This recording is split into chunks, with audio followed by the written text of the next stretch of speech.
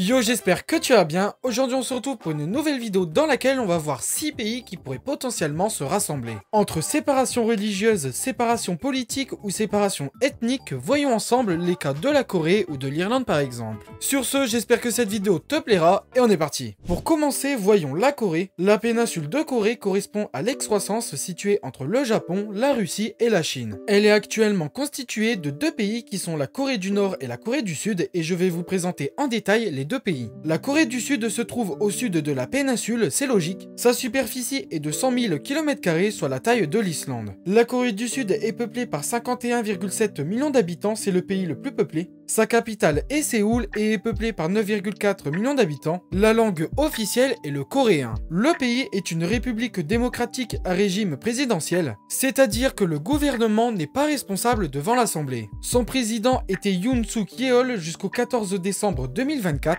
Il est depuis suspendu car il a tenté un coup d'État. Je pense que tu en as entendu parler, en fait il a décrété l'état d'urgence contre soi-disant des rebelles nord-coréens. Depuis, c'est Choi Sang-mok qui le remplace. L'économie est capitaliste comme pour une très grande majorité des pays du monde. C'est le modèle américain si vous préférez. Le but est de toujours faire un maximum de profit. La Corée du Nord est elle située dans le nord de la péninsule. Sa superficie est de 120 000 km², ce qui est plus grand que sa voisine coréenne. La Corée du Nord est peuplée par environ 26 millions d'habitants, mais étant une dictature fermée, il est très compliqué d'avoir des chiffres précis et justes. Enfin, la langue officielle est également le coréen. Le pays est officiellement un état communiste à parti unique, mais de facto c'est une dictature militaire et héréditaire. Dans un état communiste à parti unique, le chef du pays est désigné au sein du parti, en l'occurrence ici communiste. C'est par exemple le fonctionnement de la Chine. Pour la Corée du Nord, le chef est communiste certes, mais également militaire et il est désigné par le chef précédent. Comme la Corée du Nord est un pays récent, il n'y a eu que 3 chefs. Il y a eu Kim Il-sung, Kim Jong-il et Kim Jong-un. Contrairement à la Corée du Sud, l'économie est contrôlée par l'État et tout est mis en commun, c'est le principe du communisme. Tu auras alors observé que les différences sont surtout politiques et non ethniques. Alors, pour comprendre pourquoi la Corée est séparée en deux, il faut regarder dans l'histoire. Depuis le XVIIe siècle, la Corée n'a jamais été indépendante, elle a toujours été soumise aux puissances voisines. Le Japon va exercer une influence de plus en plus importante à partir des années 1850. Les Japonais vont s'installer progressivement avec l'incident d'Imo en 1882. La Chine est alors exclue de la Corée à l'issue de la première guerre sino-japonaise. Le Japon annexe la Corée le 22 août 1910 lorsque le résident général Ito Hirobumi est assassiné. Cette personne japonaise était chargée de superviser la Corée qui était alors un protectorat japonais. Jusqu'en 1945, la Corée va être sous domination japonaise. C'est d'ailleurs une période où le Japon va s'étendre grandement en Asie. Il va notamment envahir la Mandchourie voisine qui est une région chinoise. La mainmise du Japon sur la Corée est totale, mais un événement va perturber cela, c'est la Seconde Guerre mondiale. Le Japon s'engage aux côtés de l'Allemagne et comme tu le sais, ils vont perdre, donc cela a pour conséquence la perte de toutes ses conquêtes, y compris la Corée. Les États-Unis et l'URSS, grands gagnants, se mettent d'accord sur une séparation en deux parties de la Corée. C'est alors la naissance de la Corée du Nord et de la Corée du Sud. La Corée du Nord est alors sous domination soviétique, tandis que la Corée du Sud est sous domination américaine. Les deux pays devaient à terme se rassembler, mais cela ne sera pas le cas. La Corée du Nord, dirigée par Kim Il-sung, étudie dès 1948 l'invasion du Sud. Il va être soutenu par Staline et Mao Zedong et donc il va lancer l'invasion. Séoul va être prise dès l'été 1950 et le Sud va tomber très rapidement. Cependant, les Américains ainsi que l'ONU plus tard vont prendre la défense de la Corée du Sud. On assiste alors à un retournement de situation. Les Coréens du Sud avec les Américains vont alors dépasser le 38e parallèle. Le conflit se termine le 27 juillet 1953 par une stabilisation du front. La frontière est alors redessinée pour correspondre à ce qu'on connaît aujourd'hui. La guerre a eu pour conséquence au nord l'isolationnisme, l'effondrement de l'économie et une dictature terrible. Le Sud va lui aussi connaître une dictature jusqu'en 1993, mais son économie va cependant exploser alors que c'était l'un des pays les plus pauvres du monde. Alors, une réconciliation et une réunification est inenvisageable à l'heure actuelle pour plusieurs raisons. Le Nord base son pouvoir sur la haine des États-Unis et de la Corée du Sud. Le Sud, de son côté, est ultra-capitaliste et à des années-lumière de la Corée du Nord. Des tentatives de réconciliation ont eu lieu quand même lors de compétitions sportives notamment. Par exemple, Nord et Sud-Coréens ont joué ensemble lors du championnat du monde masculin de hand en 2019.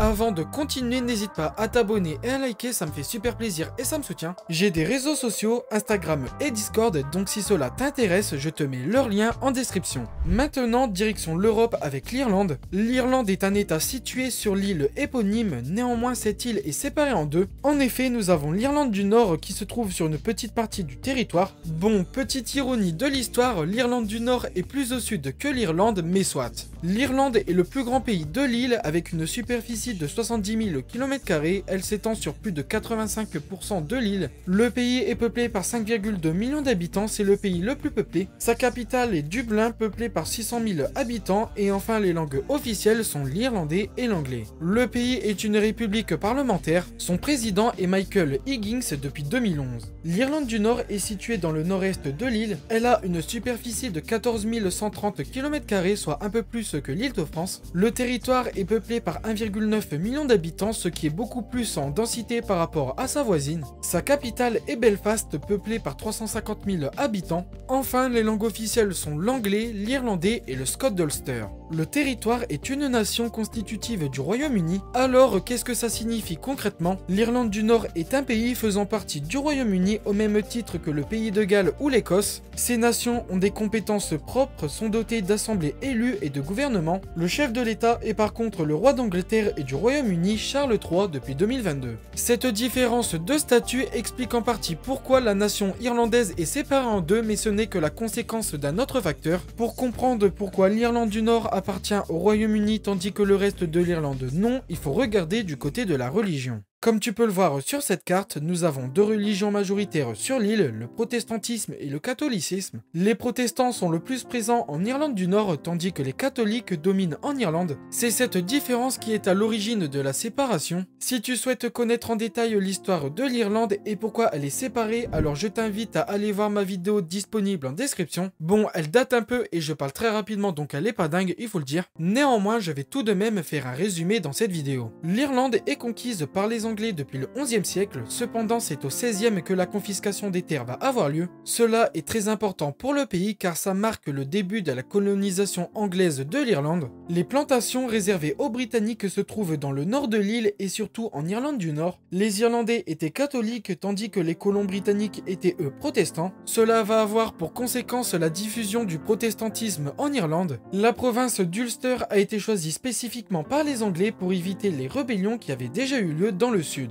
Les Britanniques avaient l'interdiction formelle de vendre leurs terres aux Irlandais, ce qui a permis l'anglicisation du territoire. L'Irlande est devenue indépendante du Royaume-Uni en 1921. Lors des négociations, les Anglais obtiennent le droit de garder une partie de l'Ulster à majorité protestante. Cela va avoir pour conséquence la guerre civile de 1923, mais qui ne changera rien à la situation. Les catholiques d'Irlande du Nord sont de leur côté de plus en plus nombreux, mais également de plus en plus mécontents. En effet, ils ont moins de droits par rapport aux protestants. Le Bloody Sunday a lieu le 30 janvier 1972, c'est des manifestants pacifiques catholiques qui sont tués par des parachutistes britanniques. Une guérilla va avoir lieu jusqu'en 1998 où des accords de paix sont signés. Actuellement, les protestants sont toujours majoritaires mais de très peu, 42% contre 41%. Les protestants sont à 85% pour rester sous le giron britannique tandis que c'est seulement 50% pour les catholiques. Depuis le Brexit, des accords ont été passés pour que les deux Irlandes ne soient pas séparées. Alors pour tout vous dire, la réunification entre les deux Irlandes est plus qu'improbable. Les catholiques étant de plus en plus nombreux, la religion étant en déclin, les personnes se sentant de plus en plus irlandaises, il n'est pas impossible qu'une réunification ait lieu dans les prochaines années. Le Sinn Féin, parti pro-réunification, souhaite l'organisation d'un référendum, mais celui-ci est pour l'instant défavorable au parti. Pour le dernier cas, allons en Afrique du Sud avec le pays du même nom. L'Afrique du Sud est un pays situé au sud du continent africain. Elle a une superficie de 1,2 million de km² et elle est peuplée par 60 millions d'habitants. Ses capitales sont Pretoria, Le Cap et Bloemfontein. Il y a 12 langues officielles dans le pays.